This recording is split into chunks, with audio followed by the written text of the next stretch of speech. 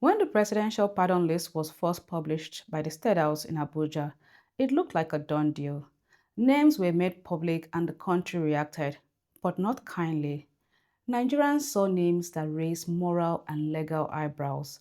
Individuals convicted of serious crimes, people whose cases symbolized justice itself being served after long battles. Almost instantly, outrage filled the air, from social media to civil groups, and then the clock worked. The Attorney General office came out to say no one has been released yet, the list is still under review. In other words, a U-turn. So imagine a public announcement followed by a retreat. Doesn't it sound familiar? Because a serious government does not issue presidential pardon without clarity. A responsible leadership doesn't let the State House publish something as sensitive as a pardon list and then act surprised by the reaction. So either someone jumped protocol or someone tried to sneak something past the public radar and then got caught.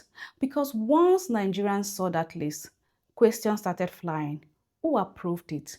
Who vetted it? Who added these names? And here's where it gets messier. Just as budgets are padded in Nigeria, allegations began to surface that names were also padded on the pardon list. Think about that. We've moved from padded budgets to padded pardons.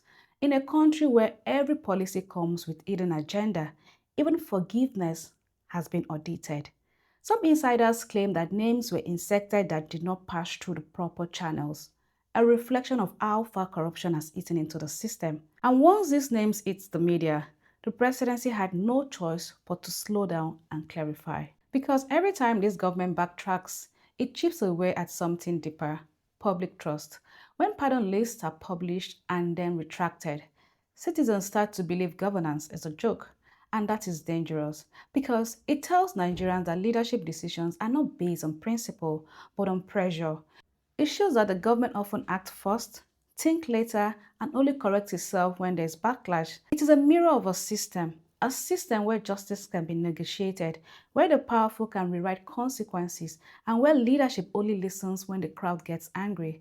If the presidential pardon can be mishandled this way, what hope is there for policy discipline? Today is a pardon list, tomorrow it could be a national policy. And when government keep rewriting their own scripts, the nation becomes a rehearsal stage for incompetence. That was not just a pardon, it was an exposure of how fragile our government process is, how little coordination exists at the top, and how much public anger can still force a government to backtrack. Until leadership learns to own its errors, these U-turns will keep happening. And as for the Attorney General of the Federation, Lateef Fagbemi, Nigerians are not asking for another clarification. We are asking for competence, honesty, and the courage to simply say, we got it wrong. It's the truth at the time. Take care and have a nice day.